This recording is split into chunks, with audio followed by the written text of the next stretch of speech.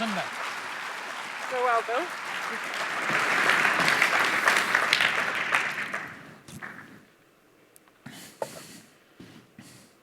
Kia ora, good evening, and welcome to the Stuff Leaders Debate here in beautiful Otatahi Christchurch.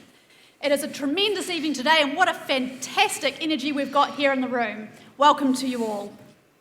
And welcome also to everybody who's joining us from home, watching the live stream, interacting throughout the evening as this debate unfolds. My name is Joanna Norris. I'm the Editor-in-Chief of the Press, and it is my great honour to be chairing this event this evening alongside my colleague, Stuff Political Editor Tracy Watkins. That's right. In keeping with the zeitgeist of this election, we're changing leaders halfway through. Tracy and I will be putting our leaders through their paces as we ask the questions that Kiwis want answered. On stage also we have political reporter Stacey Kirk, who is live blogging on stuff.co.nz, and all of you in the room are welcome to double screen along with us.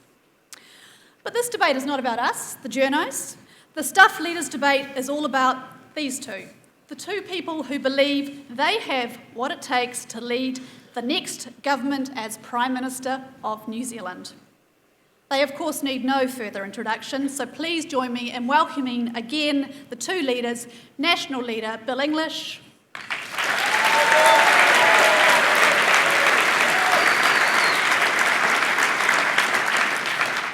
Labour Leader Jacinda Ardern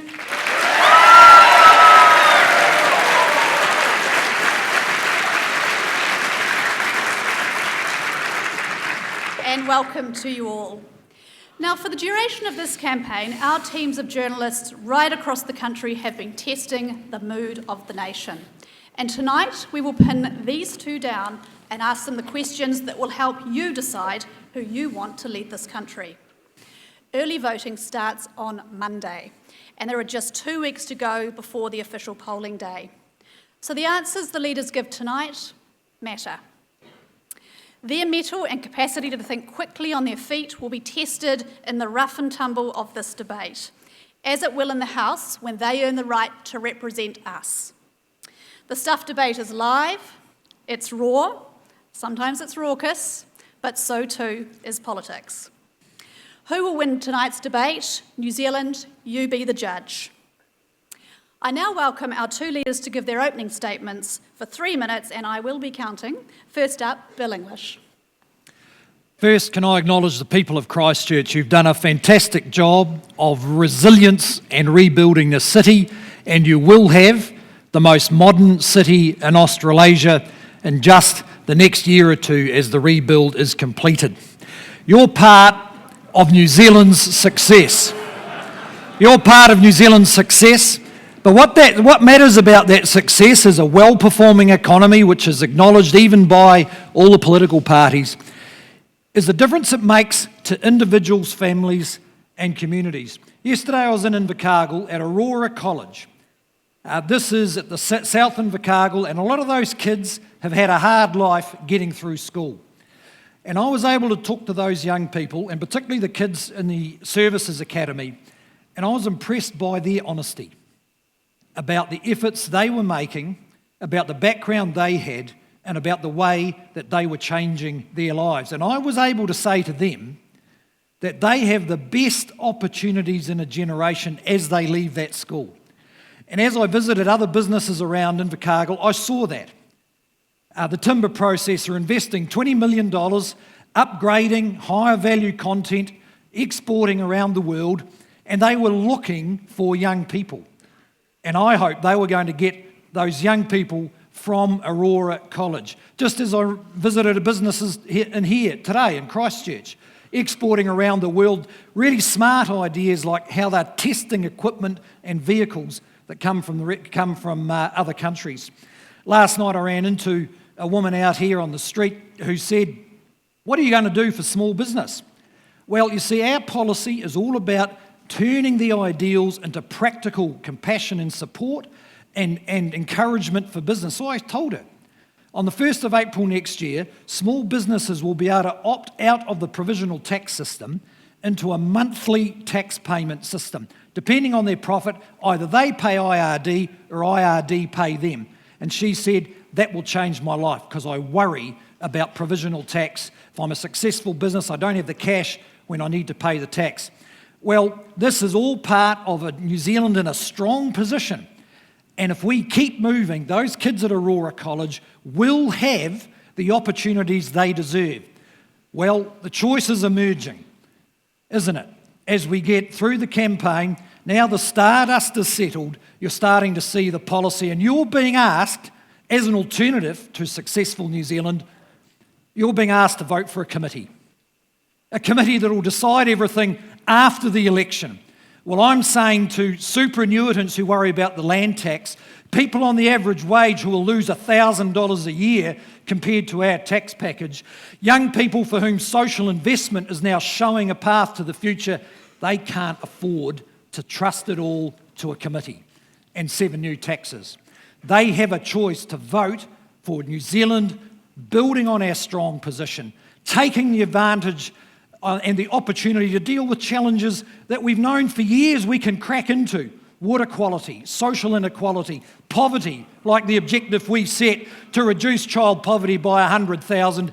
Let's not let that opportunity slip away against vague, confusing policy that will slow the economy, create uncertainty, and steal from those young people the certainty they deserve of being able to realise their potential in our country.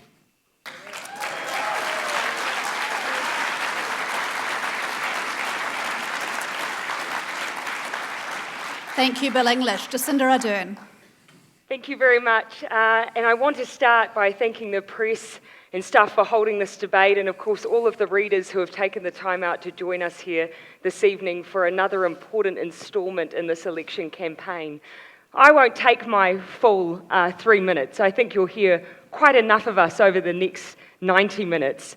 But I do want to share one simple message. One simple message includes that this stardust won't settle, because none of us should settle.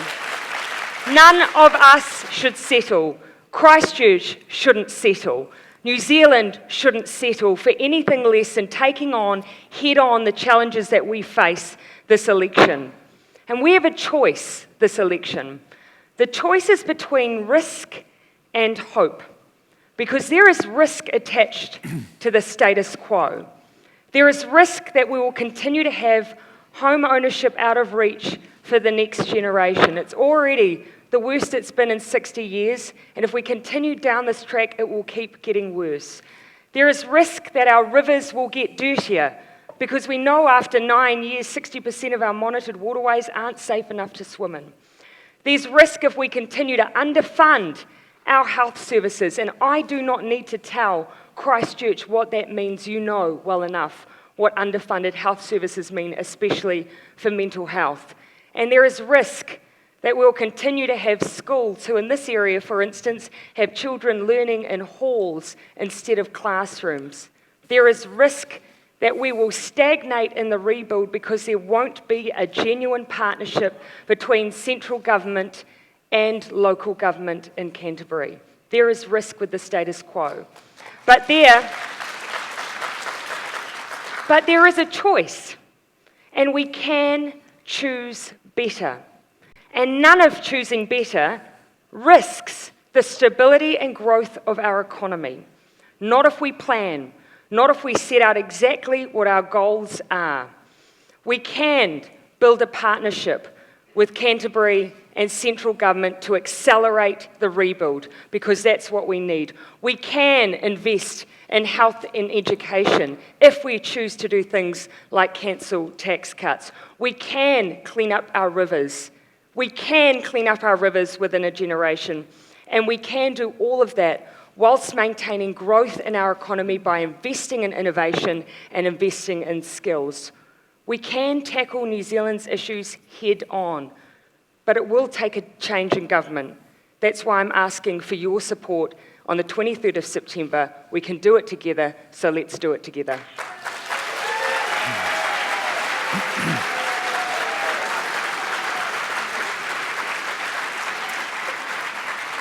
Thank you, Jacinda. So already we have some agreement between our two leaders, and that agreement is that there is choice. There is choice for the voters of New Zealand. Now, while our leaders have been giving their opening addresses, we've had some breaking news. In the last few minutes, the One News Colmar Brunton poll has been released, and it shows a result, which I'll share with you now. Labour ahead on 43. National on 39, behind by 4, New Zealand First on 9, and the Greens on 5. Now, if this were to be the result on election night, then Jacinda Ardern would win the right to have the first discussions in terms of forming a coalition. So Jacinda Ardern, I'll start with you. In your heart of hearts, what is your preferred coalition mix should you be Prime Minister? Well, of course, the voters determine that first and foremost. We have said that we share many values with the Green Party. That was what the Memorandum of Understanding was all about. So we would make that first phone call there. But ultimately, it's voters who decide. So Jacinda Ardern, based on that result, you could lead without the Greens, New Zealand First and Labour alone. Would you still maintain that commitment to the Greens to make that first phone call? The first phone call, that I gave them my word, I maintain my word. Why bother? Why bother? My word's my bond.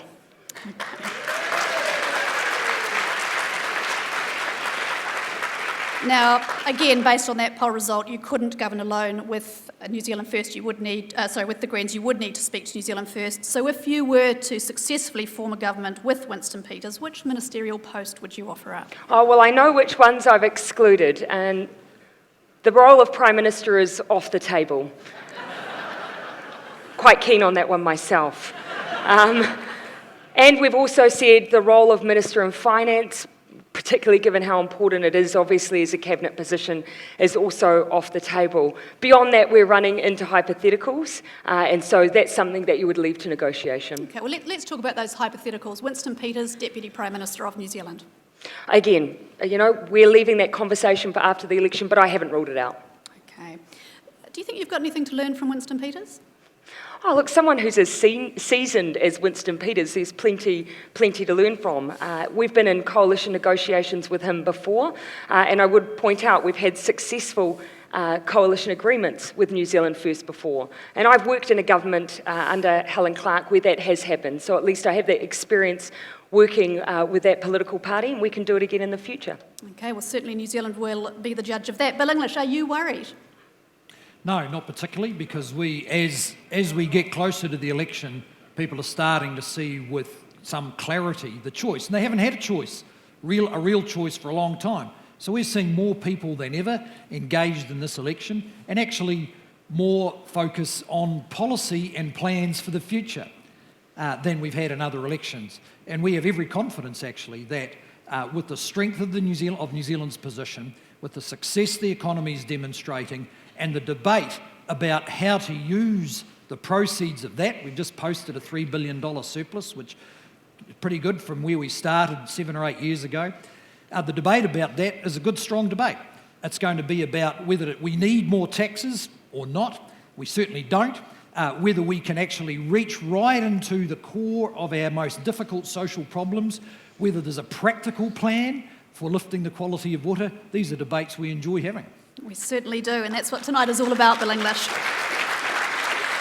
So the same question to you as I put to your parliamentary colleague. If you were to successfully form a government with Winston Peters, which ministerial post would you offer to him? I think we'd have a pretty similar approach, not Prime Minister, not Finance Minister, although Labor could probably learn about fiscal discipline from Winston. Otherwise, it's a matter for the... Otherwise, look, it all depends on the voters, whether the Greens are up or down. We have consistently said we'd prefer to work with the partners who have helped us be a stable, successful government, because I think New Zealanders now know what sound government looks like, and they will want more of it after the election. Okay, so let's explore that a little further. You're currently working with ACT and the Māori Party. If that was one of Winston's bottom lines, that he wouldn't partner with those two parties, would you exclude them if that was his ultimatum? Well, look, Mr Peters has had a lot of his own bottom lines, and there's all sorts of hypotheticals, so we'll just have to wait and see after the election if that's what it is. I think he has said pretty clearly he won't join anything that includes the Greens. Okay, So let's talk about the Greens then. The face of the Greens have changed with the departure of Materia Turai. Would you now do a deal with James Shaw and the Greens? Well, I've always said they ruled themselves out. They said they just never worked with National. There's some common ground. For instance, predator-free 2050 is something that I'm sure the Greens will sign up to. This is the objective, to get New Zealand free of all predators that kill our birds by 2050. And in fact, early on, we did a bit of a deal with them over funding for Good Nature, the company that now produces the traps that make predator-free 2050 possible. Not just an aspirational goal, but something that can happen. So who knows? Okay, so Jacinda Ardern, you're running something of a presidential campaign. You've heard the description from your colleague of Stardust. Why lead a presidential style campaign when it takes a team to lead a government? I would be interested in what Bill English actually means by Stardust. I'm not exactly clear. Oh, I just mean the focus on a person who comes in as a new leader. That's I think people really took notice of that, handled it well early on. But now the issue is about what makes a difference to people's lives. So if you're going to say, for instance, that climate change is the nuclear-free issue of our generation, then what are your plans for climate change? If it's that big, that A comprehensive moral, emissions trading scheme for starters. which we already but have. look, Which we already have. No, we don't. No, we don't, and you know it. We already have. But I'm happy to answer that question. This is certainly not my intent. Yes, people should know who they're voting for. They should know what our character traits are. They should know how we're going to react in a test of leadership, what our values are. Because when you're in leadership, you're going to be thrown tests along the way, and you need to know how we'll respond to them. So yes, people should know us. That should never be at the expense of us talking about our specific policies, our specific plans, and our intent over the next 3 years. There is a balance there to be struck, and we've released multiple policies along this campaign to demonstrate our agenda, our trajectory, and our 3 priorities around housing, health, and education in particular. So can you just explain the tax policy then, just because I think that needs cleared up? Mr. Just English, as recently as yesterday, there was discussion. I'm happy to clear There it was up. discussion about We've done the it detail many, many of it. times. Mr. English, we will get on to tax, believe you me, but first of all, I want to talk about Jacinda Ardern's top talent. Who is your top ministerial talent? Let's talk about some names. Look, my front bench, my entire front bench is exceptional. Right here in Christchurch, I'd say the priority for us will be making sure that the portfolio around the rebuild would be around the cabinet table in Megan Woods. So that's an absolute priority for us. Megan Woods, who else do you consider to be your top ministerial talent? Look, obviously, Calvin Davis is my deputy. Grant Robertson is my finance minister. My entire front bench is a team I'm incredibly proud of. We also have in there a mix of past ministers in Nanai Mahuta and David Parker, a mix of a new generation of leadership as well as existing ministerial experience. Bill English, should New Zealand voters be satisfied with that answer? Well, no, I don't think they will be, because every time the Labor Party goes You to try and surprise explain what it says it will do, we find all sorts of unanswered questions. I mean, I have a team I can rely on. If you take Paula Bennett, Amy Adams, Stephen Joyce, Simon Bridges. I mean, these are people who've had their ideals tested. These are the people who, when I said as Minister of Finance in 2009, despite the fact we have a huge deficit, we're going to protect the most vulnerable and get back to surplus. My team are the people who actually achieved that in government. So they've been tested on their ideals. When we said we'd reduce cancer waiting times and waiting times in emergency departments, our ministers of health, working with the frontline staff, have delivered that improved performance. When we said we'd make national standards work for those kids who most need it, our ministers of education delivered national standards. Labor are going to rip standards out of our schools. Bill, you cannot talk to an audience. You cannot talk to an audience that has a DHB that is underfunded by over $50 million about the quality of healthcare. $50 million.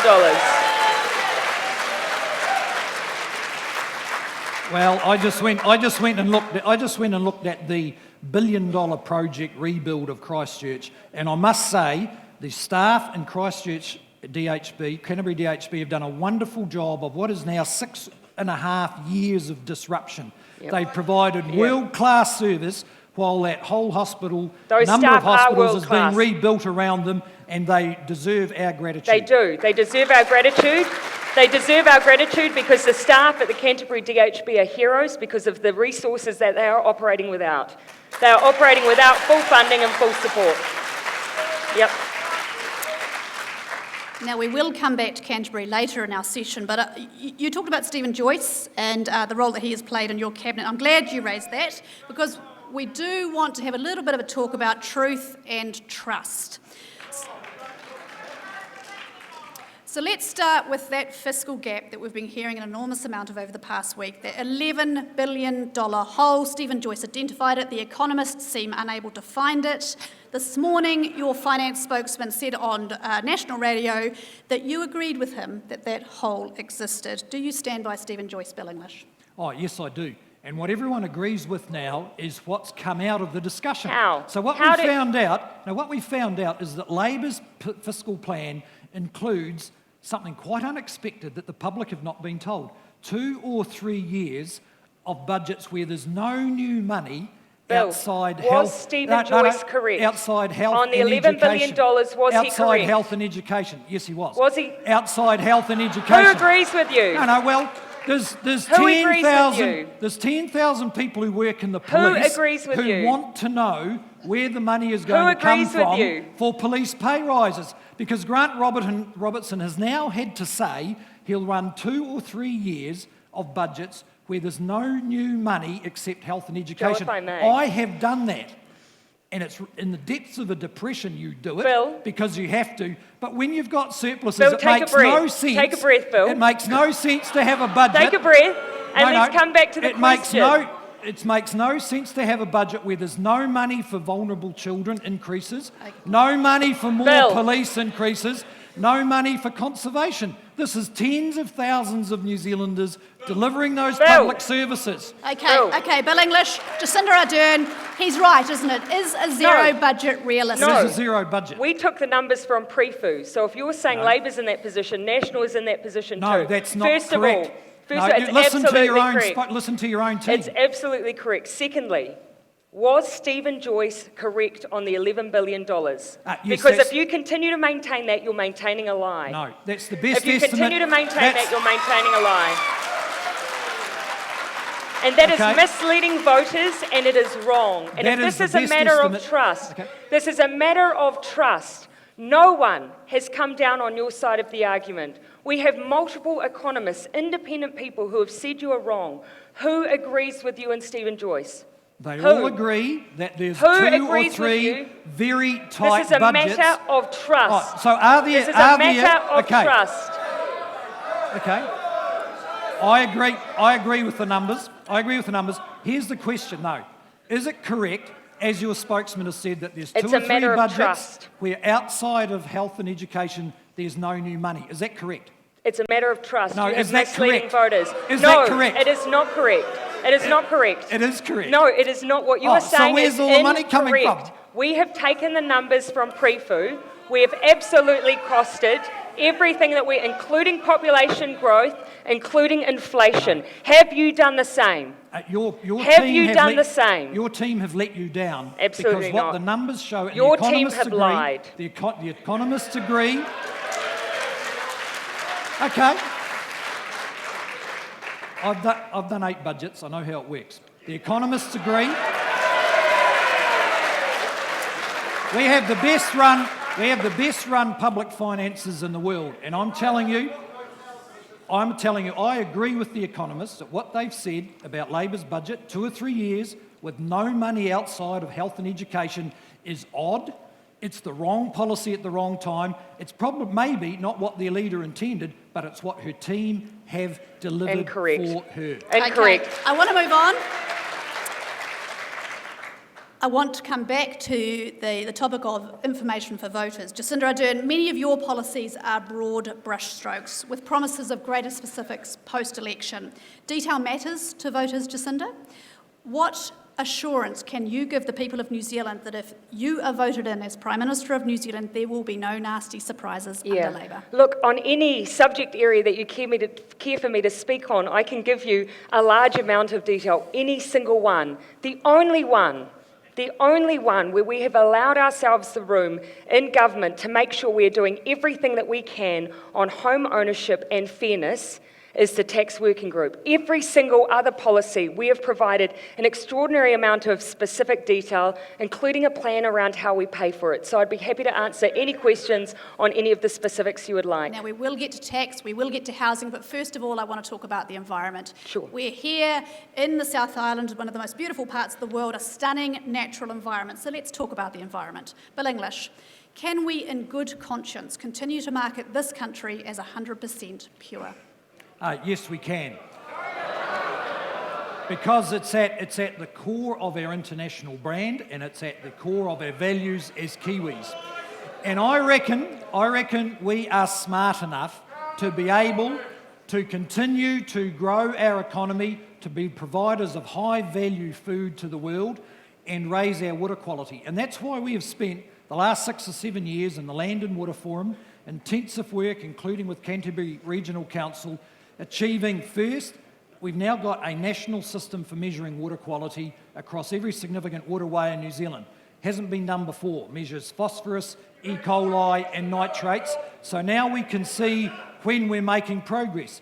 You've now got regional councils instituting nutrient limits and catchments, including in Canterbury, but also down south and up in Waikato and the Manawatu.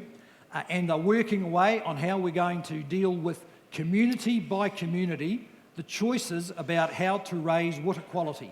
And that's all going on in the rural areas with massive investment by the farming community. I'm looking forward to the challenge ahead, cleaning up the Avon, cleaning up the rivers around Christchurch, because that is also going to be part of lifting our water quality across New Zealand. Bill English, 1/3 of monitored lakes have water quality that is poor. 9 years in power, is that good enough? Some of our, because of various work that's been done, actually over the last 10 or 12 years, we've now got significant shifts in the water quality of some of the major lakes, Rotoiti, Taupo, Lake Brunner. There's going to be quite a challenge here with Lake Ellesmere, we know that, and I think the knowledge and understanding of all this is now widely shared, clearly understood, and actually all the political parties have adopted pretty much the same policy, and that is measure the water, watch progress, work with communities and back it up with government investment. For instance, here's That's an not example. true. We actually have quite a different policy. We want our rivers to be swimmable. No, That's ours what we is want. going to be. Oh, so which measurement system, are you going to use the one that we've all agreed on, or is Labor going to come up No, with some other different one? we're not going to have a system that allows a river 20% of the time to be dirty, which is currently so what you're the going to standard stop, has. Are you going to stop storms and flushes that happen naturally in an No. ecosystem? Under your policy, your exclusion could mean that from Christmas to March, you couldn't swim in a river, and that's not acceptable. Look, we know we have a problem. We absolutely know we have a problem. Our rivers are dying. 60% of our monitored waterways aren't safe enough to swim in. But we know that we can turn that around, and you can do it within a generation. The difference that we need to make is we need to make sure that our waterways are fenced. We need to make sure we have riparian planting. We need to make sure that we don't have runoff into our rivers that we cannot sustain. All of that needs to happen, as I've just explained. But it is about monitoring and lifting our standards. We cannot cope with further intensification. Let's be honest with ourselves. Let's be honest with ourselves. And we cannot cope with further large-scale conversion either. Our rivers cannot sustain it. There is a big difference between Bill and I on this issue. One includes action and one includes the status quo. No, Okay. I just think you're not familiar with what's happening. There was a story in the Christchurch Press just in the last week pointing out there's been no new dairy conversions in a number of the catchments on the Canterbury Plain for 3 years. And that is because of the intense work that's been going No, on it's because there the regional to change. It's because consents are required now, because That's the regional right. council And who knows brought- it's not okay. sustainable. Okay, so where did all that come from if it wasn't from the national policy statement on fresh water quality, to the second version of which we've implemented? I mean, I think the point here is put aside Labor trying to differentiate it.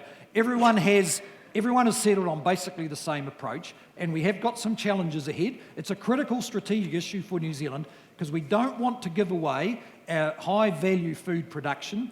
We don't want to give away, of course, the tourist attraction and so on. We've also got small towns that need to be sustainable communities that are affected by what happens with the water. I represented a whole lot of them when I represented Clutha Southland.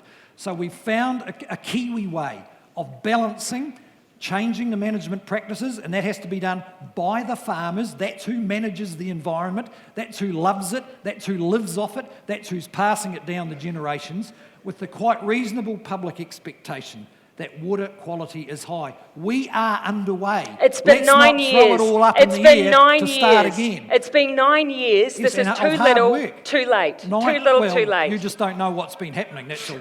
Okay. No one knows what's been happening. They can't swim in their Well, rivers, that is They an can't insult. swim in their rivers. That is an insult to thousands of people who've committed themselves to intensive When the- community processes. Okay. Let's Just move- because I the acknowledge- Labor Party didn't do it doesn't mean decent Kiwis haven't been working on this issue. Bill, They have. I acknowledge the work. I acknowledge the work that has been done by farmers in this area. okay. I acknowledge yeah, that. Right. Yeah. I acknowledge it. And this is not a them and us. It's not. It's not. So why did your spokesman but tell the when the- farmers that if they disagreed with But the when water the tax, he'd double it? when the Canterbury officer for medical health says that you cannot drink the water in this region because otherwise you'll suffer from blue baby syndrome, we have to act. We have to act.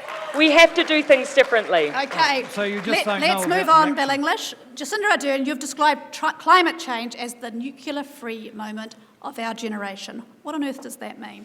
It means that we have a choice where we can either be leaders in the Pacific and take charge of this issue and show international responsibility, or we can continue to drift and not achieve our targets or our goals. You know, climate change presents a challenge, but it also presents an opportunity. If we start planning for meeting our obligations, if we start forging a path on behalf of our Pacific neighbours who are seeing the effects of climate change lapping around their feet, then we can also demonstrate to the rest of the world how to innovate. Yes, agriculture is one of our biggest challenges in this area, and that actually sets us apart globally. No one has that challenge in the same way we do, but if we are able to innovate in that area, then we have the chance to capitalise on that innovation globally, to show Ireland, to show Denmark how it can be done. That requires a comprehensive emissions trading scheme. That means acknowledging that transport contributes to 20% of our emissions and that public transport will make a difference. It means planting more trees on our marginal land. And what would that do for our forestry industry? Wonderful things. And it also means legislating our climate change targets. When the UK did that, they managed to get their emissions down by 30%, while ours have gone up over 60% over that same period. This is an opportunity, and it's an opportunity to lift our profile and mean that our agricultural industry can trade on a brand that we can be proud of. That's what this challenge means. Bill English, you have said that people don't wake up thinking about climate change. What do you say to those people on the west coast whose homes are washing into the sea, to the people on the east coast of Christchurch who are facing flooding inundation? Why are solutions for these issues being left to local authorities? Well, there's a lot of work going on with local authorities because, look, dealing with climate change is all about the practical effects you can have in the way that people change what they do so that there's fewer carbon emissions. I don't know what any of that previous contribution actually added up to, but what's actually happening It's called action. Well, the carbon price is rising. The carbon price was about $2 and now it's up to around 17 and it can go as high as 25. That's the single strongest signal to people to change their behaviour. and that's working. With respect to things like rising sea levels, there's an awful lot of work been going on around even quite basic stuff, and I know it sounds boring, like standardising the way that local councils estimate sea level rise, because we don't want to have 76 councils figuring out their own science for their own way of doing it. Our insurance companies are taking part in that discussion. Certainly the government is, because these are, as you rightly point out, the practical issues that people have to deal with. Now, with respect to further progress in New Zealand, we've signed up to the Paris Agreement. We can see ahead of us, we've got great performance on renewable energy. We're heading to 90%. With respect to transport and agriculture, the solutions are essentially about the technology. And I'm increasingly optimistic that on transport, you can see the technology coming now. It's pretty clear with electric vehicles and so on. We've committed to a government target there. And with respect to agriculture, intensive research, I think the technology is just around the corner. Some of it looks likely genetics. Some animals are just have less emitting of methane because of their genetic structure. Some plants that they eat, we think will have different effect on the ruminant process. So we've got the processes all in place there. It is going to be a bit of a challenge, there's no doubt about that, because the target we've set under the Paris Agreement is pretty bold. Will you release the report, Bill, though? And in order for us to have a proper conversation about the action required, will you release the report from MFE on the impact that climate change is going to have on local and regional communities, including homeowners, including the 5 airports that are likely to be affected, the 40,000 homes? Will you release that report? Well, I think it's been released. In fact, it's under consultation with the councils. It has not been released. Oh, well, it's been, leaked, if that's what you want to say. Why not release it? Well, it doesn't matter much. I mean, it doesn't matter much. It doesn't matter much. It's billions of dollars worth of infrastructure in people's homes. No, there's nothing secret about the discussions, and you're trying to make them them why didn't secret. you release it? They're not. This is discussion between the government agency and local bodies about how to deal with exactly these issues like sea level rise.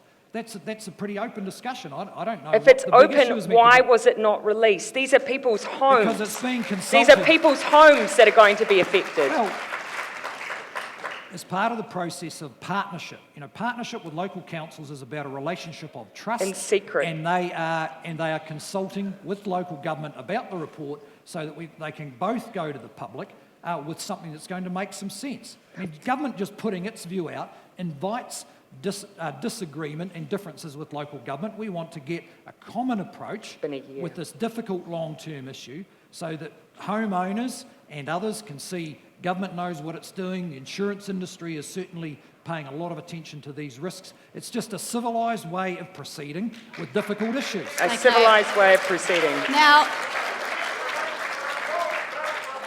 we're just about to take a break because I do want to give Tracy Watkins a chance to have a crack at you too. But first of all, one last topic I want to talk about is child poverty. Bill, Jacinda, last week you both set big targets to lift 100,000 children out of poverty. Let's forget about the international measures, we can't seem to agree on that, but just tell us how. Jacinda Ardern. Well, it is ultimately about whether or not families are earning enough to survive, ultimately.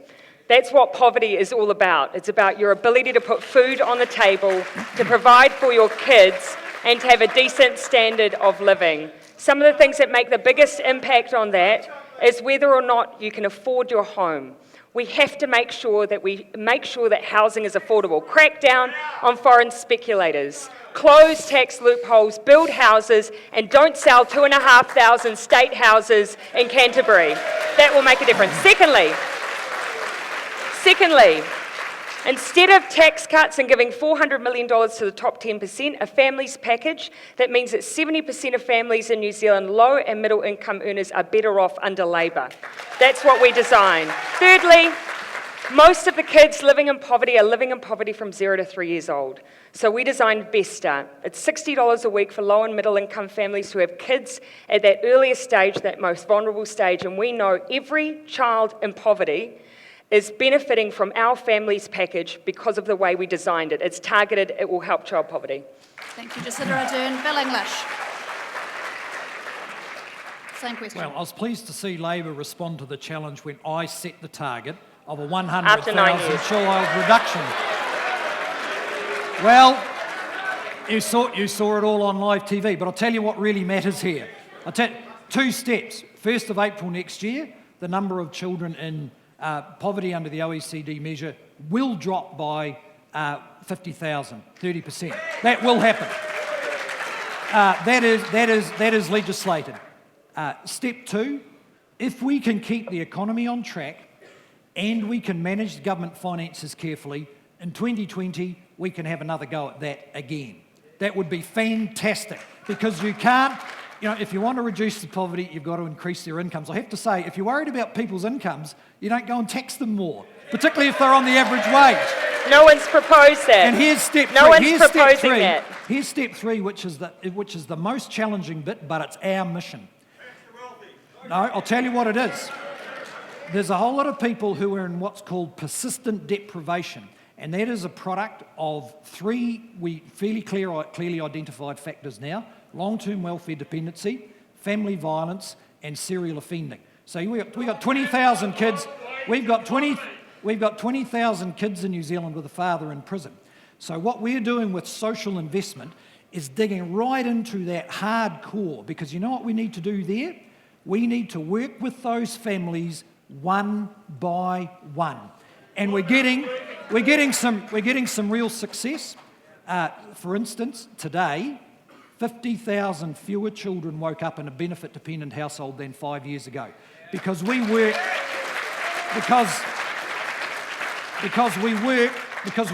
individually, particularly with the sole parents, to get them on a plan and get them into work. Here's another hard Tell us about the working poor. 1% Tell us about the working poor then, 1% Bill. of kids. Tell us about the working poor. Well, I'm talking about the really poor, and I know. But you'd so rather, far, well, there's the working 1% of our children born into the highest risk families, where quite a few of them are $1 million and so far your children. solution is And tax cuts. Tax cuts. No, you should listen to this policy, because you should adopt it. Tax cuts. No, we had that debate. We voted against it. That is why we are changing the whole system for dealing with our most vulnerable children. 600 a year. We can get our arms around that. We can deal with them one by one. And we are willing, under the social investment model, we're willing to spend as much as it takes. But why so hasn't that we can simple change question. Their lives. Simple we're question. About changing lives. But That's a what very we can do. simple question. I don't doubt that both of us don't want to see a country where children live in poverty. Yes, but actually, one of us I don't is willing wait. to do a lot So more about it. you've had 9 years. How many have you brought out of poverty? How many? Well, as I said, 9 years. How many 50,000 children have you come out of poverty? Okay, we did have How many? we did have a global recession. But as I said, 50,000 There's your children answer. fewer 9 in years. benefit-dependent households than 5 years Next ago. year. You might think that. Well, next year there'll be another 50,000. I just said that. That's not true. 1st of You have April, not. Another 50,000 children will come out of poverty. Look, I know the Labor Party feel embarrassed about this, because we have done a better job than any previous government. That is factually incorrect. Well, you ask a whole lot of the people who are working with the most difficult Joe? families in New Zealand, the most disabled, and they will tell you that the national government's social investment model is now world recognised, and it is the best new social policy in a generation. Okay, Mr. Joe. And English. it's our mission to carry it through. Mr. English. Joe, let me just No tell doubt. you, the 2 times in our history, even though Bill won't tell you how many children he's lifted out of poverty in the last 9 years, I can tell you he has not lifted 50,000 out. He hasn't. And I can tell you the 2 times in our history where we've seen big changes in child poverty numbers in New Zealand, the 2 times. The first time was in the 1990s, when a national government cut benefit rates. We saw a massive increase in poverty then. The second time we saw a change was when we brought in Working for Families, and we saw a big lift of children out of poverty in New Zealand. Government policy makes a difference. You can make a difference, which is why it is not acceptable that after 9 years there hasn't been a big change in child poverty numbers, and Bill English knows it. Okay. Well, I'm going to stop you both there. okay. Bill English, we do need to wrap this up in 30 seconds or less, both of you. What message do you have for the kids and their mums and dads who tonight are sleeping in their cars? Bill English. we want to eliminate rough sleeping. And we have set out now with 8,000 transitional housing places. The housing first system that's come into place, which just in the last 3 or 4 months has placed 150 people in Auckland, and we're going to have another 500 done by Christmas Okay, 30 time. seconds, Bill We can English. deal with this problem. Jacinda Ardern. A home is a right. A home is a right. And so right here in Canterbury, that means we will not sell 2,500 state houses. We will not. Not while there are almost 500 people in this area on a state house waiting list. We will build state houses, 1,000 a year, and we will just get on with building more houses, affordable homes, because a Okay. home is a right. 30 seconds, Jacinda Ardern. Thank you very much to both of our leaders. We're now going to take a quick break, let these guys have a sip of water, and welcome to the stage Stuff Political Editor Tracy Watkins. Tracy lives and breathes the Beltway every day. She knows both of these people well. She knows their strengths, their weaknesses. In the next block, she's going to test our leaders on tax, housing and fiscal policy. Thank you very much.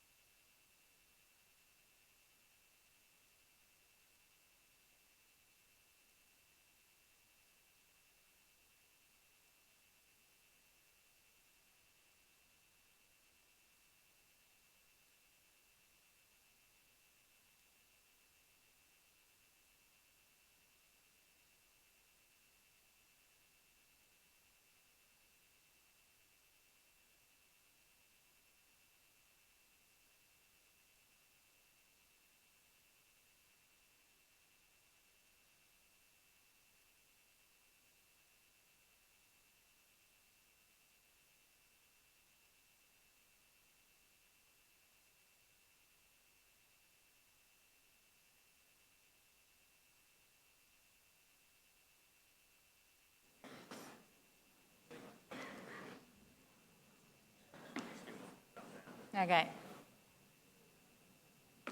Apologies, we're just making sure the sound's all right. I think we had a few problems with Jacinda's mic in that first segment. Yeah, so, yeah.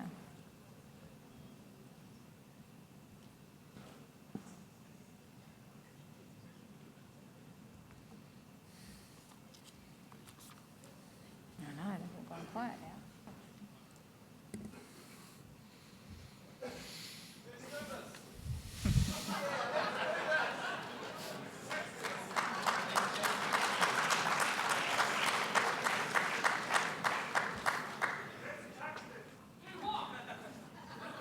Yeah, what?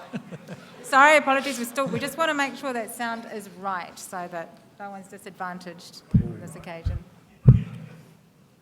It's certainly working. Yeah. Yep. Whoa. So that sounds good? Excellent.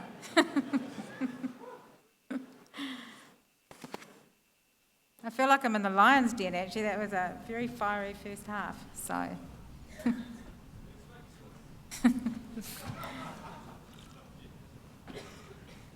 I just found it conversational. Yeah. Yeah. Yeah, well, we could all just chat, you know.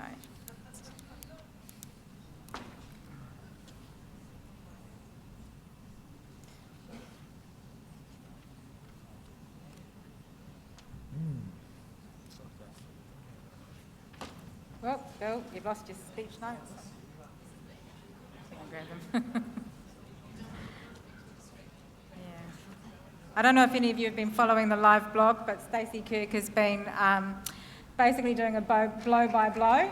So thank you, Stacey. You've been doing an amazing job.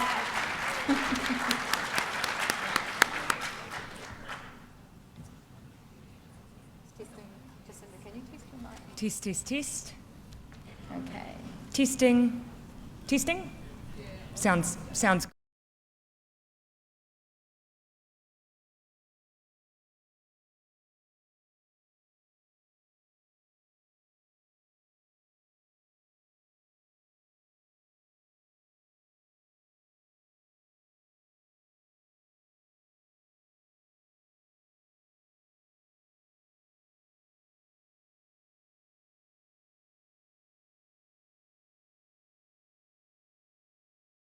Back to, I think this is the second part of a three-part series. I'm going to make mine a little bit shorter because guess what? Bill and Jacinda talked a lot more than we expected in the first half. So I'm going to cut mine down a little bit so you're not here all night. Bill English, I'm going to start with you, and what I'm going to be talking about in this section is the economy. Mainfreight Chief Executive Don Braid says you've stopped listening and New Zealand needs to be led by visionaries, not a couple of accountants. Is he right? Have you run out of ideas? No, not at all. And it's a bit ironic coming from a freight operator who's benefiting from the biggest roading program New Zealand has ever seen, ranging from the Woodaview Tunnel to now our plan to do 4 lanes from Pegasus to Ashburton. You know, this is the special opportunity New Zealand has to lift our game so we can deal with growth. You know, I think we can be a growing country with 5 million people within the next few years, attractive to the rest of the world, confident enough that our kids are now staying home. 3 or 5 years ago, 40,000 a year were leaving. Now it's 0. 150,000 more Kiwis here than we expected. And we're building the schools, we're building the roads, we'll build 30,000 houses a year for the next 5 or 6 years for all the people who need them. This is lifting our game to be a confident, successful country. And Mr. Braid from Mainfreight will be one of the principal beneficiaries of that, as he is already. And I think he'll go along with it, actually, because it's lifting incomes moderately but consistently. And most importantly, as we've debated in the first half here, giving government, through its good bank balance, the ability and the tools, along with the smart tools we've got, to crack some of our most difficult social issues. And I can tell you there, what we're trying to do there is visionary. After 9 years, Jacinda Ardern, is that enough? No, it's not enough. And yes, I acknowledge the parts of the economy that Bill English has run well. But when it comes to productivity, yeah, I acknowledge that. But when it comes to productivity, we have flatlined at best. And we have so much room for improvement. Building roads is not an economic plan. It's not a road to prosperity. So this is what we can do. An R&D tax credit so we encourage innovation in New Zealand. Investing in skills and education. That means 3 years free post-secondary education. It means opening our night schools again so everyone has the opportunity to learn. It means rebuilding apprenticeships in New Zealand. Let's bring them back. Let's incentivise our employers to create apprenticeships. And let's make sure we partner with our regions, a regional economic development fund that makes sure that we deliver local projects that deliver local jobs. We can do better. We can do so much better than where we are now.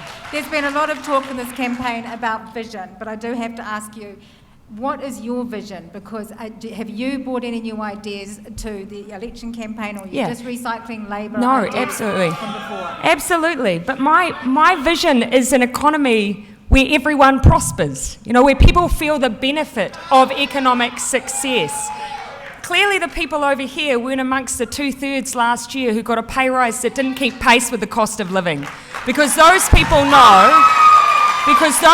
know that we can do better. And as I just outlined, I will not accept anything less than an economy that delivers for people. That means investing in productivity, as I just outlined. And we have a clear plan, and it includes heavy investment in education. That is what will set us apart.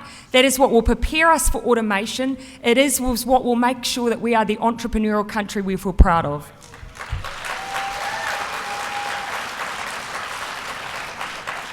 Well, the problem with that is that the core Labour economic policies will stall the economy. If you're about to make the investment and employ people, and you now have to find your way through this list of taxes that have been proposed. Water tax. Bill, you lifted tax 18 times. 18 times. Okay. Let's be real here. 18 times. So the Labor Party don't want me to read out all the taxes. No, I just want you to be honest about your record. Well, no, here they go. Water tax, capital gains tax, which border now levy, includes fuel small tax, businesses, 6 bachelors times. and second homes, land tax, which has been discussed in the last few days, inheritance tax, which hasn't been ruled out, higher income tax, taking $1,000 You are making things up. of the people on it. You are making of things the people up. on the average wage. You're making things up. I'm just following the announcements. You're making things up. Talk You about did your announce- plan. You did announce a fuel tax. You did announce the tourist tax. You did announce a water tax. We've discussed capital gains tax endlessly. Bill, what's your plan? And I just think of What's people. your plan? So those things don't make an economy work, nor will bringing back national awards and unions into our workplaces who are thriving without them. That's not going to work. Nor will big spending and more debt on the part of the government in good times. When we're heading into big surpluses, Labor are proposing big spending and more debt when we've got surpluses. That's not going to make sense in the economy because it creates the risk. It creates the risk of higher interest rates as well. This is a risky economic package that will create uncertainty and stall decision making. Bill, you increased taxes 18 times. 18 times. You keep talking about risk. The risk is continuing as we are. That is the risk. When you came in 2008, did you campaign on increasing GST? You had a working group on tax. You had a working group on tax and you increased GST. You created a pseudo CGT. You raised the issue of 2008. In 2008, because of the global financial crisis, we cancelled our planned tax cuts. And since then, we are proud that we've been able to reduce the tax on hard-working New Zealanders a couple of times now, including with our package on the 1st of April.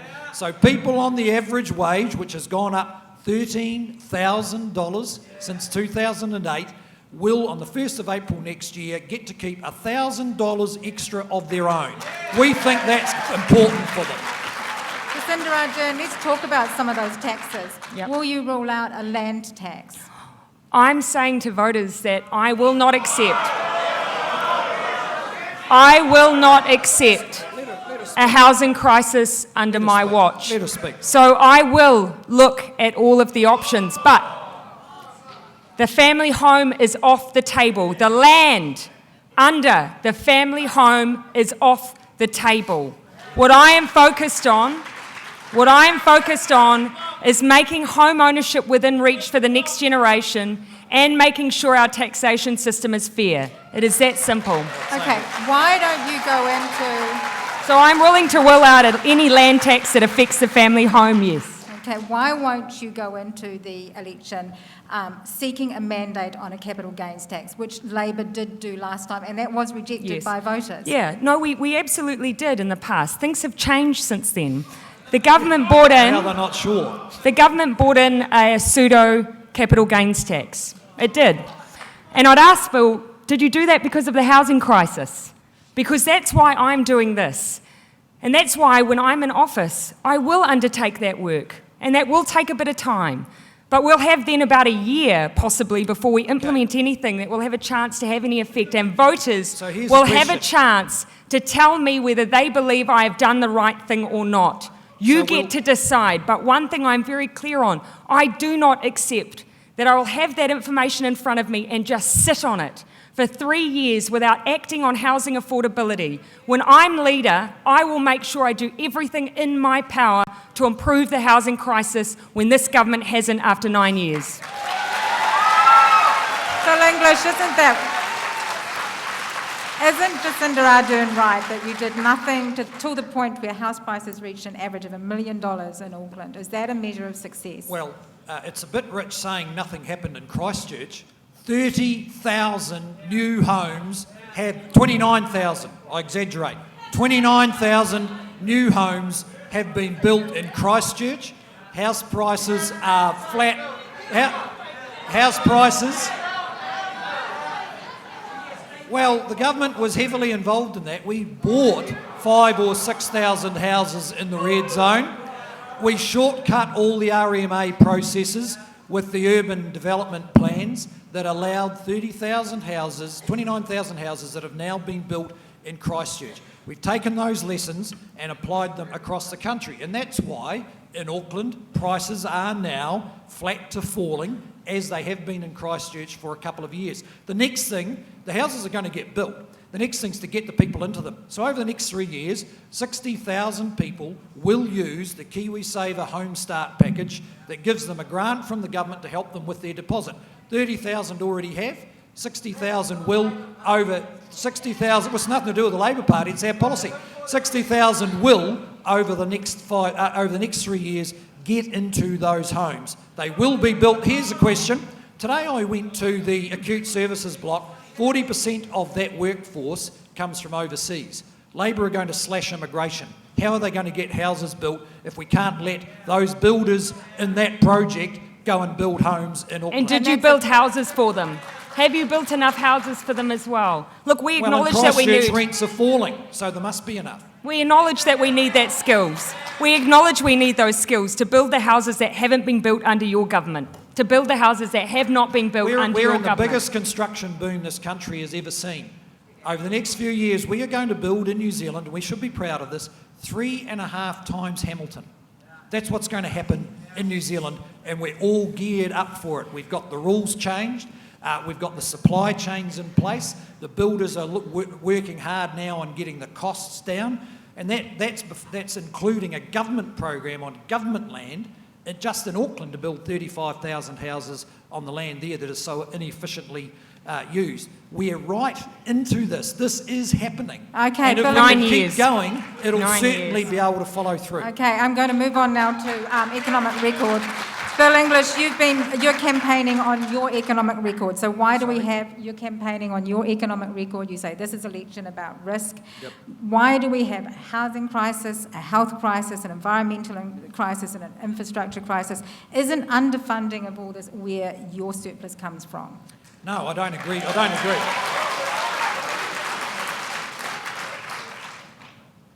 You're driving around the roads in Christchurch, you're seeing the 4 lanes right down the back.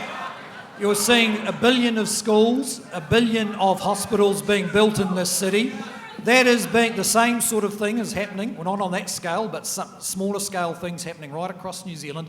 What's happening here is we're getting, it's all happening to fulfil what we need for growth. The infrastructure is not in a crisis. We're building as much infrastructure as we possibly can, including public transport, to sustain a proud, growing, confident country. There's no policy from the Labor Party that says anything except that they will stall that. For instance, they've said they're going to stop public-private partnerships. That'll stall a whole range of our new projects because Completely that's how they're incorrect. being built. And Completely not for any incorrect. reason except that they don't like the word Okay, private in Jacinda there. Ardern, I guess Bill English is talking about their success. According to the OECD, New Zealand does have a lower unemployment rate than the OECD average. On GDP, we beat similar countries in the OECD, including Australia, the US, UK and Canada. So we are actually performing better than a number of the other developed countries. He does have a point. Why should voters risk that on an untried and untested Prime Minister and Finance Minister? Yeah, and on some of those measures, because there's risk in the status quo. And yes, on some measures we have been successful. On some measures we have been successful, but GDP per person is falling and has been falling for the last 6 months. You know, the question we have to ask ourselves here is this as good as it gets? Is this as good as it gets? And I stand firm on Labor's history and record when it comes to managing the economy. The reason that Bill English, and it would be fair of Bill English to acknowledge this as I acknowledged him, the reason that Bill English managed to come through the GFC was because Helen Clark and Michael Cullen got net crown debt next to zero. They produced 9 budget surpluses. 9 budget surpluses, and they had the strongest continuous economic growth since World War II Grant and some of the Robertson is no lowest Michael unemployment in the OECD. I know that I cannot deliver the social program that Labor wants to deliver for New Zealand without a strong economic performance, without a credible fiscal plan, without mapping out exactly what we need to make sure that we can balance the books. That's why we did that before the election, that's why we had it tested independently, and that's why we've presented it to the public. I'm now going to ask about superannuation, which was a huge issue at the last election when Labor promised to raise the age of entitlement to super. Now you've done a complete about-face. You actually promised to resign rather than raise the pension age. Aren't you letting down the very people you claim to be speaking for, young New Zealanders, who are going to have to bear the rising cost of super? No, that generation was let down the moment National stopped contributing to the Superannuation Fund. But that fund was never designed to cover the full cost of superannuation. How can you look your generation in the eye and justify someone on a politician's salary like Winston Peters drawing the pension at the age of 67 or Look, 70? there are some forms of universalism that I think we should support, and that includes looking after those at the both ends of the spectrum for the most vulnerable, our kids and our older New Zealanders. And I stand by that. We do need to save for the future, though. And over the last 9 years, we've given up more than $5 billion worth of contributions. More than $5 billion. And that's even when you take out the cost of borrowing for that bill. $5 billion net has been foregone because you did not continue contributions into the super fund. That is what you took from my generation.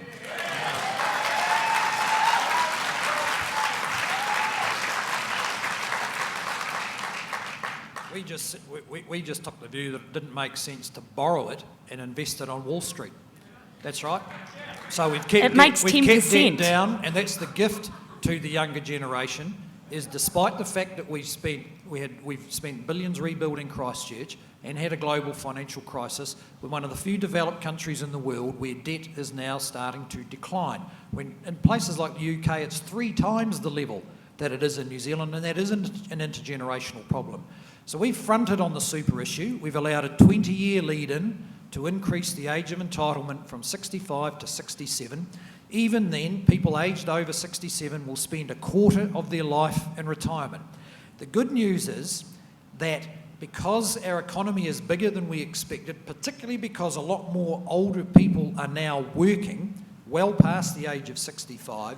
We can sustain national super, and through the toughest time this country has seen, we kept that in place. It's directly linked to the average wage, so average wages have gone up because super has gone up. And on the 1st of April next year, every superannuitant will get the benefit of lower taxes, another $8 or $9 in their pay packet. But today, they're worried about whether the capital gains is going to apply to the land, whether they're going to have a land tax. Are they going to have an inheritance tax so that when they die, the government gets the house instead of the kids? That's So what's on their minds. instead of owning up what you've done on super, you'd rather scaremonger. Because I can tell you, you just called an increase in superannuation age a gift to my generation. That is not a gift. Low home ownership rates is not a gift. Deferring climate change is not a gift. None of this is a gift. My generation is being sold down the river by your government. No, it has absolutely. Okay, Bill English, if you... Well, here's the question then. Why are so many of the generation... I know this generation. I've raised it. I've raised them. So why are so many of this generation now choosing to take their opportunities in New Zealand instead of leaving, which was the traditional, which is what so many used to do? I did it and I came back. Why do you think that might be? Nothing wrong with getting overseas experience. I did it, I came back. Why I do want you them to think- come home to okay, hope, though. Why do you think 150,000 younger New Zealanders stayed home in the last 5 years instead of emigrating? Why? Are you saying Why do you think they are you stayed saying home? this generation has stayed home for you, Bill? No, because it's not about me. It's not about me, and actually, it's not about you either. It's about their real choices about where in the world they can see their potential being realised, and you should not trivialise it. They've made life-changing decisions, and they've stayed home, and we're pleased about it, and we're building for it because we can be a country of 5 million people that can grow confidently instead of being scared of what's happening in the world, pulling out of trade agreements, shutting down migration, trying to keep out foreign investment. We can be a confident country that can grow on the back of that diversity and that dynamism, and that's what the younger generation are responding to because they can be those things here. Okay, they don't have to go somewhere else. Last word on the economy to Jacinda Ardern. What are people going to be saying about your government after its first 3 years on its legacy? They'll see that we've shown an absolute commitment to turning around the housing crisis, to focusing on making healthcare more accessible, to building a world-class education system that makes our economy grow and that really commits to turning around degradation of our rivers and committing to climate change. We'll be a government that looks to the next 10 years, not the next 3 years. And what are they saying about your legacy after 3 years? Bill English. What's that? What will they say about your legacy after a fourth term? Oh, you will see we're going to keep standards in our schools rather than take them out so that we can guarantee that every young child gets the promise of a public education system, which is that it changes their path through life. I think you will see fundamental change in some of our most difficult core social problems because we'll be dealing with those families and individuals one by one. And most importantly, you won't see 7 new taxes. You'll see a strong, growing economy delivering higher incomes and more jobs, 180,000 over the last couple of years. We've got more people than ever in New Zealand as a proportion of the population in work. And that's, of course, not enough because we've got small businesses starting up. My 18-year-olds from Aurora College getting into work, and in 3 years' time, they'll be damn pleased they did. Okay, we're taking another quick break, and Joanna Norris will be back with the final section, which will include some questions about Christchurch. Thank you. Thank you.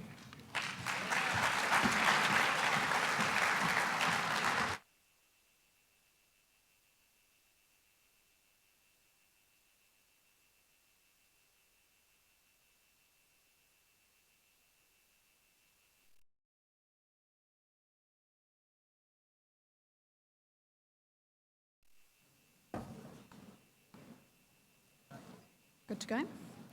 Righto. What a great audience you've been. Lots of noise. So, we are here in Christchurch and it's time to talk about Christchurch. Jacinda Ardern, what do you view as the most urgent project in the Christchurch rebuild right now? Well, actually, I would say the issue is that we haven't got a vision for the global outlook for all of the regeneration plan for Christchurch. There are anchor projects that, rather regenerating Christchurch, have become millstones. We need a global settlement, and we need to accelerate the development of those anchor projects, and we need to invest. I'm saying we need a $300 million acceleration fund to get things moving, and that's what Labour will deliver. $300 million, Jacinda Ardern. It's just a drop in the bucket in terms of the overall value of the rebuild. Could you have done more? You know, it is a start. It is a start, but it says to Christchurch that we want a partnership between council and central government. We don't want to dictate what projects are important to you. And so we anticipate that that $300 million will sit alongside council to assist with a stadium if that's what they choose, for the red zone if that's what they choose, and for horizontal infrastructure. And it's more than what they've got currently. Okay, so Bill English, $120 million for a stadium. That would only pay for half the bill. Where would the rest come from? Well, that'll be sorted out with the council, including from their own resources. But the most important project right now is a decision on the cathedral, because it's been it's the symbol of Christchurch, and for all we've had this massive rebuild going on, which has really is going at great pace. But the heart of the city needs the symbol restored one way or another, either restored as the old cathedral or whatever the Anglican Church chooses to do, because that will help give life again to everyone else's view of Christchurch. Now, with respect to the other projects, this sounds like a visitor from outer space who hasn't been here for a long time.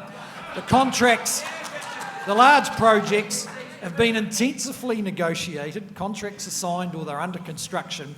That is moving along. Who owns the convention centre? The Christchurch City Council is doing a great job under Mayor Leanne Dalziel of stepping up to take the local control that they should have. We are keen to work with them with total commitment, as we have for 7 years through this process.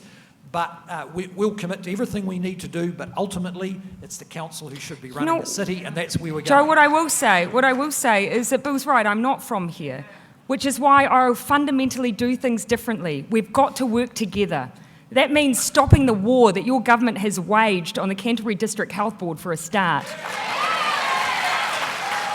That means working in partnership. I am not going to tell the people of Canterbury what the most important project for them is. They're the ones that need to tell us. We'll put up the capital to help get the rebuild moving, but I'm not going to dictate what is most important to them.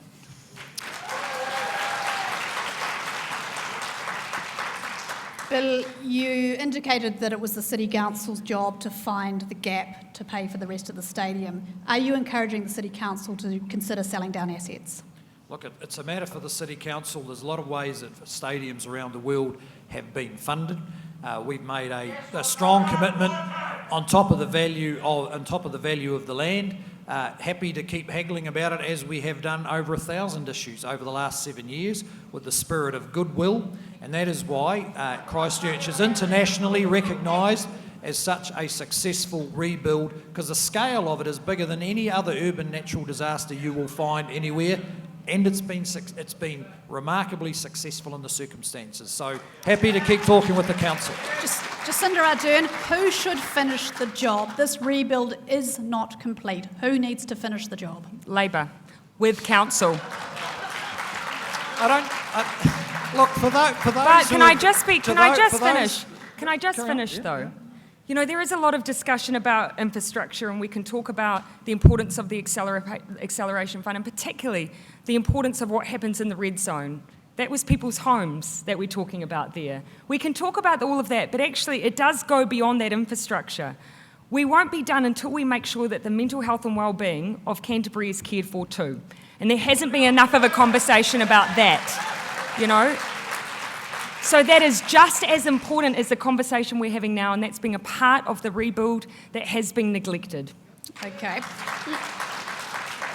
Let's talk about that. Bill English, just to make one point, I must say that for all the people I've seen work on this rebuild, many of whom have disrupted their lives, worked incredibly hard, dealt with all sorts of stress.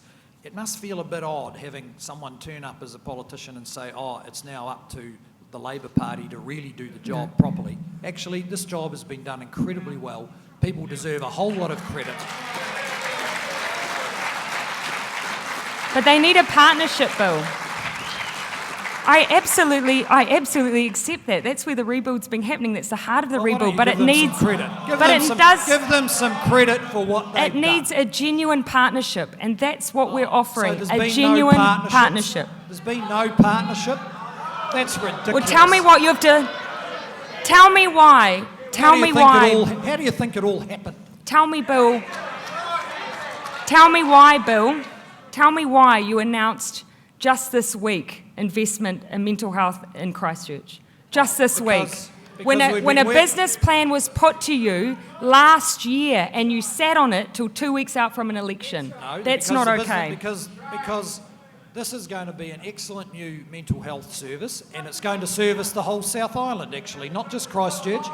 And so the people, the models of care still have yet to be finalised. We're not going to rush through that, but people deserve to know that as yet another sign of the government's commitment to Christchurch, that $57 million project will add to the already billion that is being spent on rebuilding the hospitals. And in 18 months to 2 years' time, this city is going to have the best small-scale city health service in the world, because it'll have almost completely renewed plant and equipment and a fantastic staff who will have behind them 6 years of dealing with one of the most complex, stressful situations that they could imagine, and they'll be doing a brilliant job. Okay. Can we talk briefly about the red zone now? Bill English, you've written down the value of what is now the empty residential red zone. Would your government be prepared to invest in the future of Christchurch by transferring this land into a trust for the people of Christchurch? Well, that is just a matter for discussion with the council. We've been dealing with all the other major projects to get them on track, so they're under construction or under contract. And the red zone is one of the, the way you deal with Christchurch is the ones where it's not absolutely necessary or the answer's not absolutely obvious. You leave it till you need to, and you get on with all the stuff that just must be done. That's how this city has got through. So I can't give you a definitive answer about the red zone. Would your government be looking to release equity from the red zone? Well, again, I just can't give you a definitive answer because we haven't actually been focused on it. As I've said, we've been focused very strongly on the cathedral, where we have made a generous offer. Well, this is how the rest of New Zealand sees the city. We want it to look great. We've made a generous offer for them, and I hope they can make a decision. Jacinda Ardern, would your government look to sell part of the red zone to make money back for the government coffers? Oh, look, a capital sell down is something that could be potentially on the cards when we do have a parcel of land that's 4 times the size of Hadley Park. But I want to look at what Regenerate demonstrates to us that the community want. Because as I said at the beginning, the red zone represents people's homes. When you travel through there, you can still see the shape of the gardens that people tended. There does need to be sensitivity to that, and that's why I'll be driven by what the local community want to happen in that area.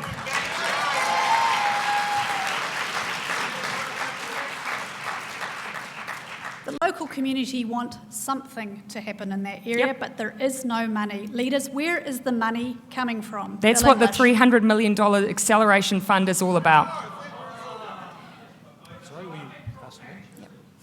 Well, look, we're just ticking over, okay. We've said right from day one in Christchurch, and I'd said it to Jerry Brownlee, the minister, I said we are not going to hold back on financing this and paying the bill. And $18 billion later, we can see the results of that, and anyone who's worked in that system will know there's never been a time when the government has said, we are not going to pay. Sure, we've negotiated to get the right things to happen and sensible use of the money. So if there's further requirement, of course we're able to meet that. We're going to see this thing through. We've been committed from the day one of the first earthquake. and the day one of the second one. Bill English, And we're going to see it through. there is further required. How much is your government prepared to put up to get the stadium built and red zone project started?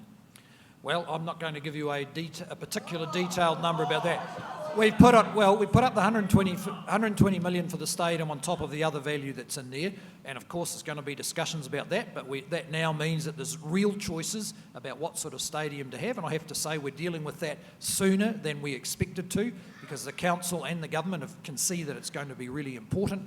And with respect to the red zone, this is something where I agree with Jacinda Ardern, that for a whole lot of people who live there, it matters a lot. So it is important that in the localised, community-driven planning process, they figure out what it is they want.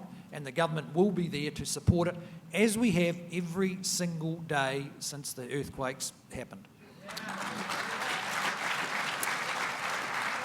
Now, more than 900 new homes are due to be built in the East Frame as part of the commitment by Fletcher Living. We're only just underway with the first of these. What confidence, Jacinda Ardern, do you have that these 900 homes will be built and will be built in our lifetimes? Yeah, I think we could certainly do better. I think the government should step in and underwrite the project. And I also think that there should be affordable housing in that mix as well. And that's already what we've committed to, underwriting the project so that people aren't having to buy off plan. They can see what those homes will look like and they have an opportunity to buy them then. Bill English, is that the solution for the East Frame? Yeah, well, look, the arrangements are in place. The construction has started. It's going to have a significant impact on the centre of the city because we've been very focused on getting people back in there. That's why there's a couple of the large public service buildings are located in there, including the Justice Precinct. And getting those houses built is going to add a lot to the presence of the central city, and we believe the process that's underway now is going to work. Of course, it will provide people with the opportunity to buy affordable homes, because that's what it's designed to do. When will those homes be built, Bill English? Well, they're underway now. I haven't looked at the detailed schedule of the contract, but it's underway. Yeah, that is a good question. What is affordable in the East Frame? Oh, well, it'll be... Some of them are priced up to $1 million in the East Frame, Bill. Some of them are up to $1 million in the East Frame. They're not going to be $1 million. I mean, these are going to be, $300,000, $400,000, $500,000 No, units. that was the original proposal. It's not the one that's being built. These are not affordable homes. They should be, though. Well, house prices...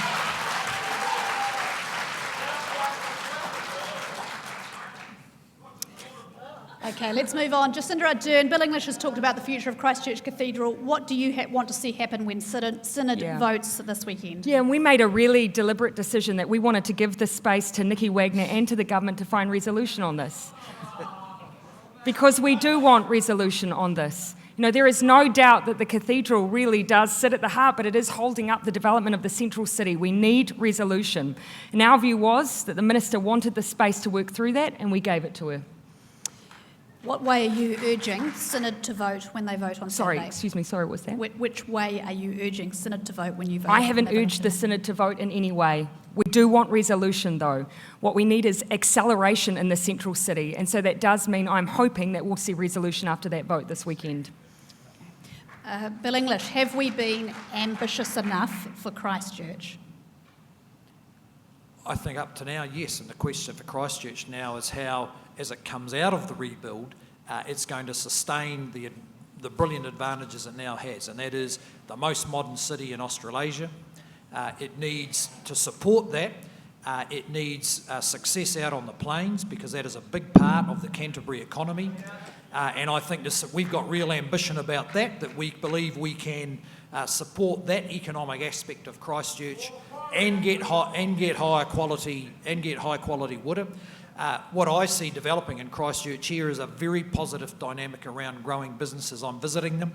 They're bringing people to the city, and that is why the government's policy that lets them get on with that doesn't create the uncertainty of more taxes, doesn't create the uncertainty of what rules the government's going to apply, but builds on the wave of investment that's come through the city. We want to keep it moving. And now, with the house prices flat to falling, it's going to retain its comparative advantage as a more affordable city in which the people can live. And Jacinda Ardern, what excites you most about the future of Christchurch? Sorry, I didn't hear the from first part. What excites you most about the future of Christchurch? The potential of what acceleration and partnership can bring. Yes, we need to accelerate those anchor projects, and that's what that capital fund that Labor has put up is all about. We also need to accelerate the rebuild of our schools. You know, I've visited schools in this area where they're still learning in halls. It doesn't have to be that way. We do need additional project managers to move those rebuilds forward so we can make sure that kids are in a stable learning environment. And we need a partnership with the health board. We need a partnership so we can deliver. And we've already said we want youth mental health teams in every secondary school in Christchurch. We want 80 full-time staff who are working on mental health issues with our children in primary school and intermediate. We want to bring down those wait times. We want mental health services accessible in our doctors' clinics because that is what the people of Christchurch asked for. And so that is what we deliver.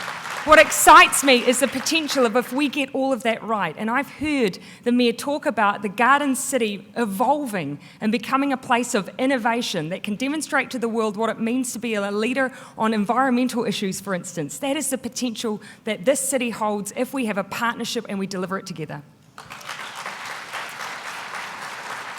Now that brings us to the end of the Q&A section of this debate. It's now for the leaders to wrap up, starting with Prime Minister Bill English. Well, thank you very much to the audience for participating in the debate tonight. As you can see, this is an election that has become about some pretty serious choices for New Zealand, and that's why we've been debating the policy in some detail. And I think you're starting to see that choice emerging. You know, New Zealand is in a strong position, and that's based on the strength of the economy and the fact that you yourselves have worked so hard over the last 7 or 8 years rebuilding this city, helping the country get out of recession. And we have ahead of us a fantastic opportunity, the best in a generation, to both continue with that growth in the economy that feeds the jobs, the incomes, the government books, but help so many New Zealanders understand better the way that this country can be confident and proud and the place that they can realise their potential, because that's my benchmark. You know, my policy is based around the core value of the integrity of every person.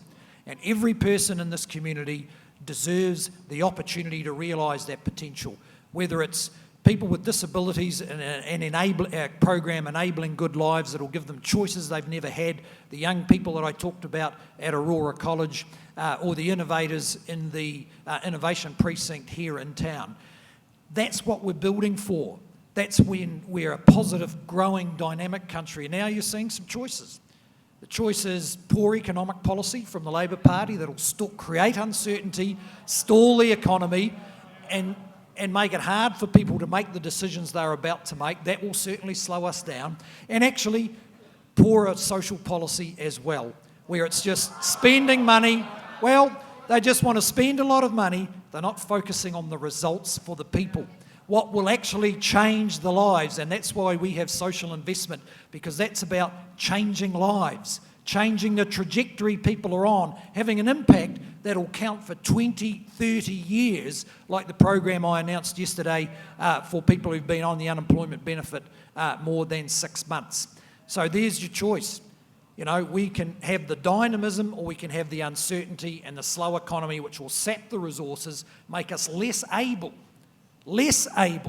to deal with these long-term issues that we've debated so vigorously here around the environment and around our social circumstances and the lives of the most vulnerable in New Zealand. You know, that's a mission for us, not just a policy. It's a mission to maintain the strength of the economy and achieve these other objectives so people who've missed out for a long time are going to be able to realise their potential.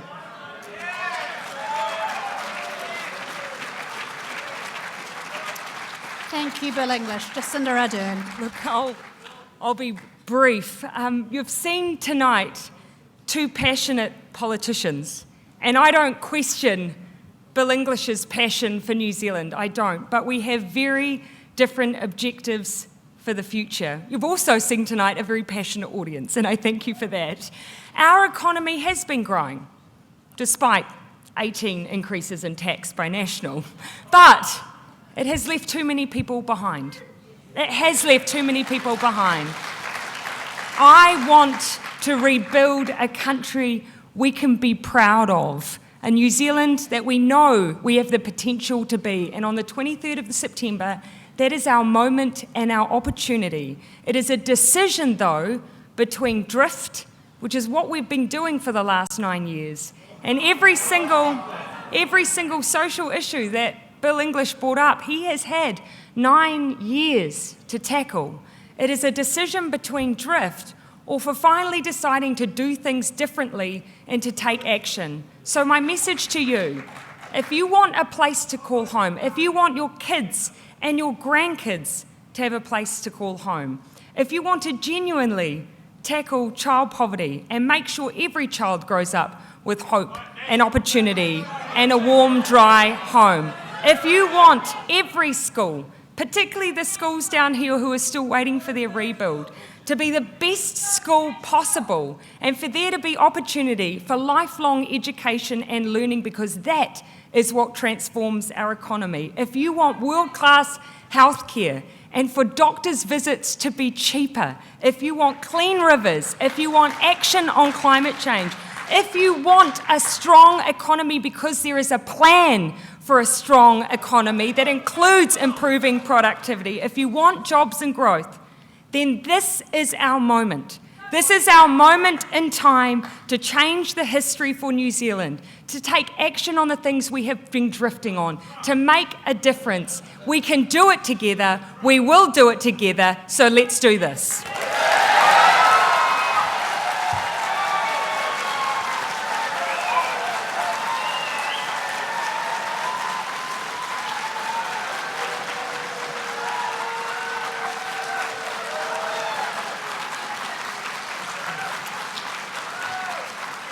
Bill English, Jacinda Ardern, you have both been tremendous. Two incredibly committed New Zealanders who have put their hearts on the line this evening. New Zealand, it's your choice. Vote wisely. The future is in your hands. Thank you to our live audience. Thank you to our audience on stuff.co.nz. Good night, Christchurch.